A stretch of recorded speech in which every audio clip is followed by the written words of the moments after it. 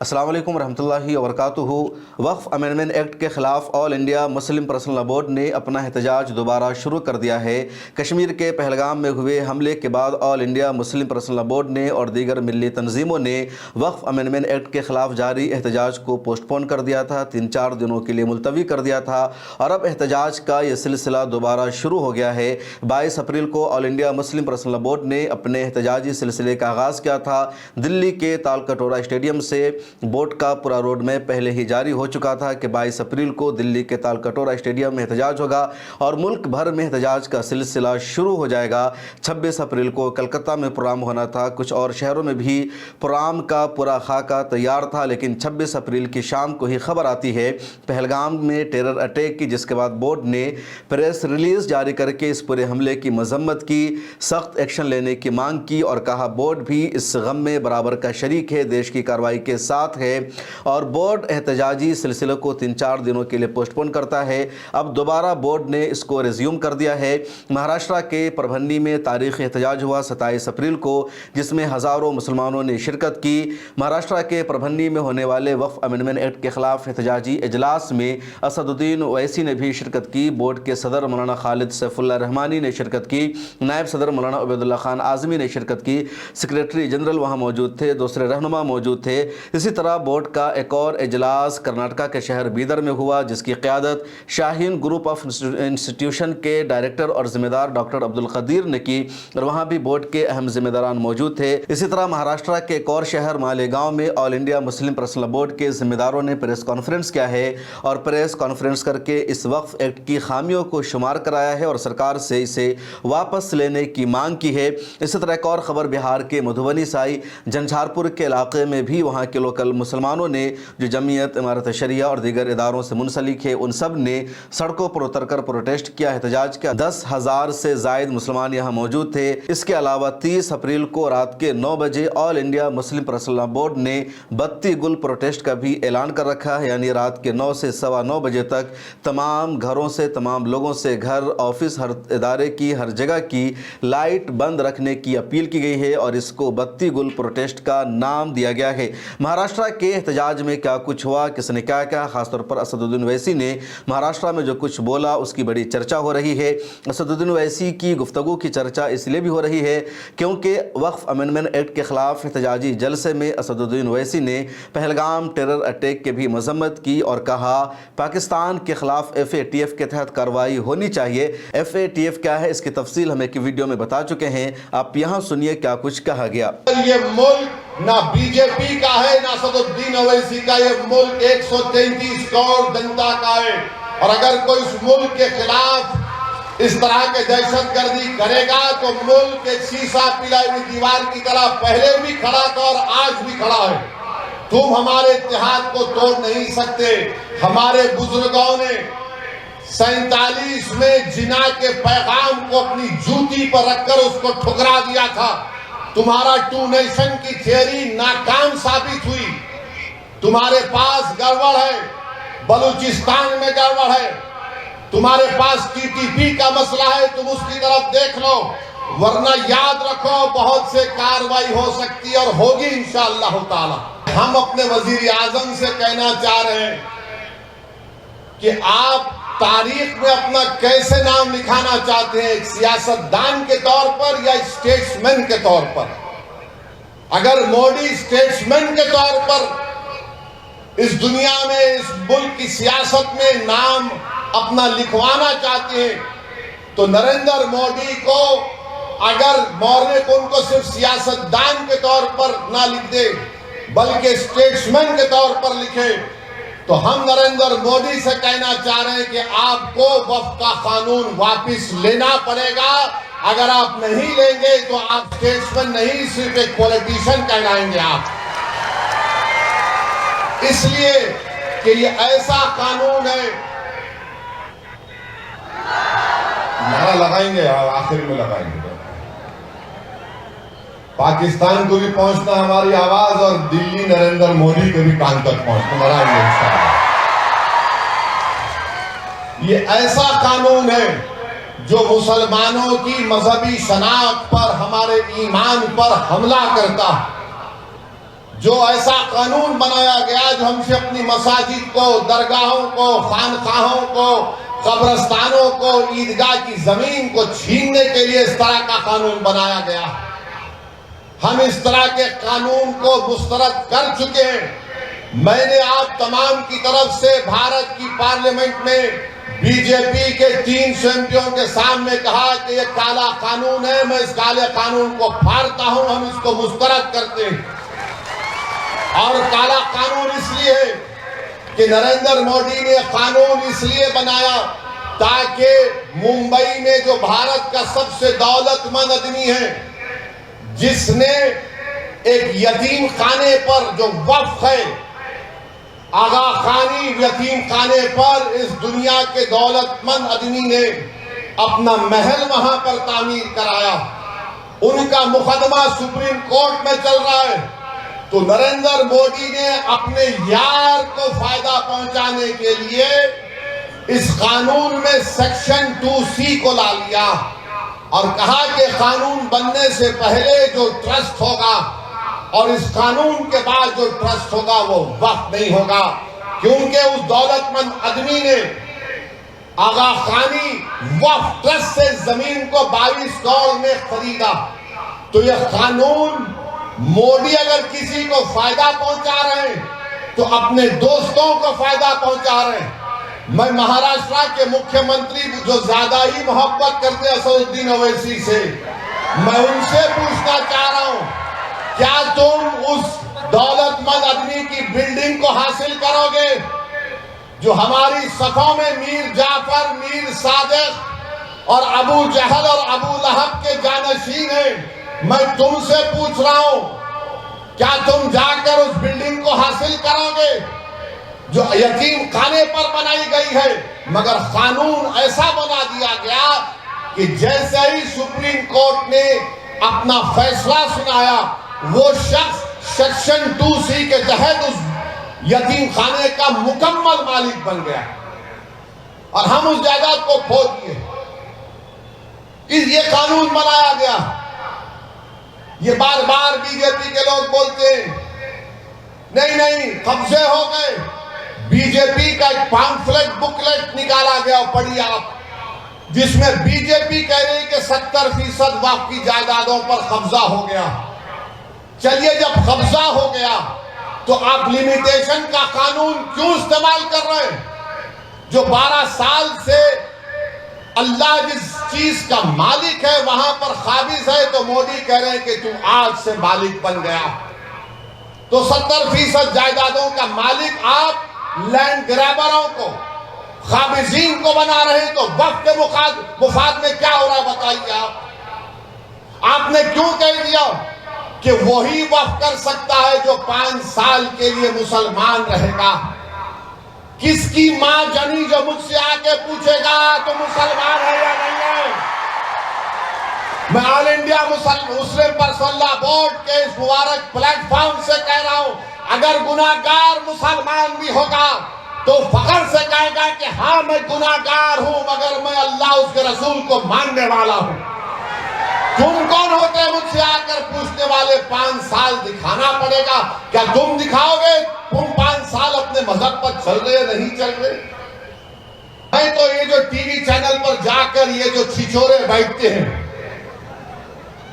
ये जो जोकर बैठते हैं, एक ट्रैवल एजेंट है उन्हें इमाम एसोसिएशन का जिम्मेदार, एक फुला है उन्हें बैठता, कभी कोई इनसे पूछता नहीं कि इसमें 44 अमेंडमेंट का एक सेक्शन बताओ जिससे वक्फ को फायदा होगा। जो आज बीजेपी की तायीद कर रहे हैं, याद रखो ये वक्फ की जायदाद का मालिक अल्लाह है, अल्लाह रहेगा। ये तुम्हारी अम्मा के महर में नहीं आया है, सो याद रखो। कभी कभी ऐसा लगता है कि माफ करना मौलाना कह रहा हूं, इनके लुचके में फर्क दिखता मुझे। और मैं कह रहा हूं अजीत दादा पवार से, ड्रामेबाजी बंद करो अजीत पवार।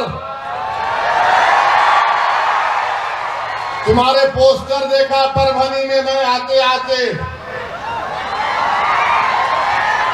मुंह ही नहीं खोल रहे। अरे चचा के खिलाफ इतना बोले, अब तो बोलो। नीतीश कुमार, याद रखो नीतीश कुमार, भारत का मुसलमान और भारत के हमारे वो हिंदू भाई जो बड़ी तादाद में सेकुलर हैं, भारत के हमारे दलित भाई, आदिवासी भाई, नीतीश कुमार को कभी माफ नहीं करेंगे। तुम समझे नहीं, तुम बदले नहीं। तुम हमेशा पीठ पर खंजर मारते थे, खंजर मार रहे हो। जयंत चौधरी से कह रहा हूं, अरे मुसलमानों की खातिर नहीं तो अपनी दादा की विरासत को तो बचा लो। चौधरी चरण सिंह की विरासत को बचा लो तुम। क्या तुम्हारे दादा आज जिंदा रहते तो क्या यह कानून की तारीफ करते? और वो चंद्रबाबू नायडू, याद रखो चंद्रबाबू नायडू, तुमने इस कानून की तारीफ करके अपने बेटे के सियासी कैरियर को नेज़े पे लगा दिया। तुमने तारीफ, अगर तुम तारीफ नहीं करते, अगर अजीत पवार, नीतीश कुमार, चंद्रबाबू नायडू, जयंत चौधरी और चिराग पासवान, रामविलास पासवान के बेटे क्या कर रहे हैं लोग, याद रखो नुकसान आपका होगा। इस मुल्क में इख्तिदार किसी के पास हमेशा नहीं रहेगा। इख्तिदार अल्लाह की तरफ से दिया जाता है, लिया भी जाता है।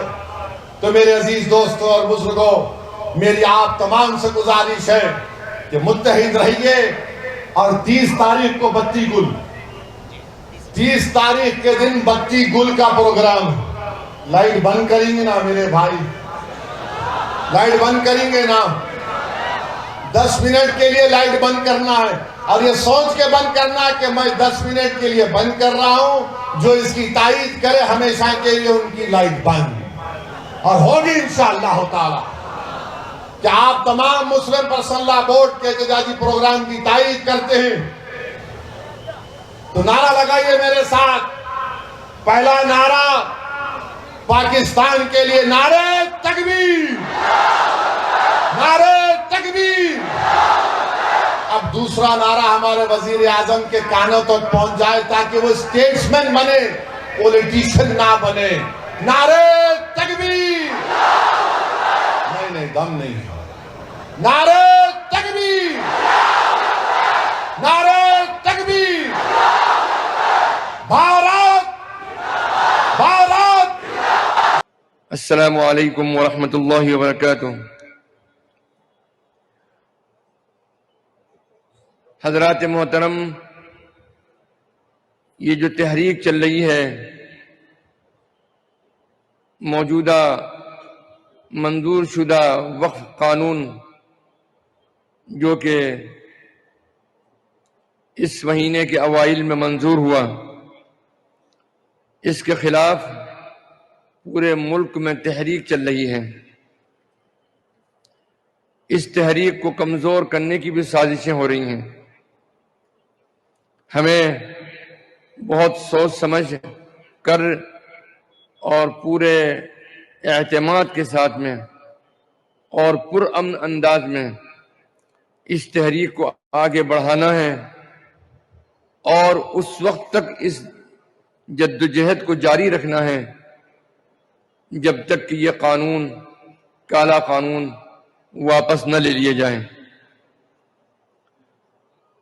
हजरात मोहतरम, मौजूदा वक्फ तरमीमी एक्ट, जिसको सुप्रीम कोर्ट में चैलेंज किया गया और सुप्रीम कोर्ट ने उसकी 2 दफात पर अबूरी पाबंदी लगाई है, हमें सुप्रीम कोर्ट के तबसरे और अबूरी पाबंदी से उम्मीद तो जगी है, लेकिन इस एक्ट की मुकम्मल वापसी तक हम खामोश बैठना नहीं चाहते, क्योंकि ये एक्ट कुल्ली तौर पर गैर कानूनी, गैर आईनी और गैर जमहूरी है। मुसलमानों को उसके बुनियादी हुकूक से महरूम करने वाला है। अभी मरकजी हुकूमत ने सुप्रीम कोर्ट में जो जवाब दाखिल किया है, वो भी फरेब और धोखे पर मबनी है। مرکزی حکومت نے سپریم کورٹ میں کہا ہے کہ عدالت عظمیٰ کو وقف ایکٹ کے خلاف مقدمے کی سماعت نہیں کرنی چاہیے، کیونکہ عدالت کو پارلیمنٹ سے پاس قانون کے صرف آئینی تجزیے کا حق حاصل ہے، جبکہ آئین ہند کا آرٹیکل 13 کی شق 2 میں یہ بات واضح طور پر لکھی ہوئی ہے کہ پارلیمنٹ ایسا قانون نہیں بنائے گا جو کسی بھی شہری کے بنیادی حقوق کو چھینتا ہو یا کم کرتا ہو۔ یہ آرٹیکل 14، آرٹیکل 15، آرٹیکل 25، آرٹیکل 26 اور آرٹیکل 29 کے خلاف ہے۔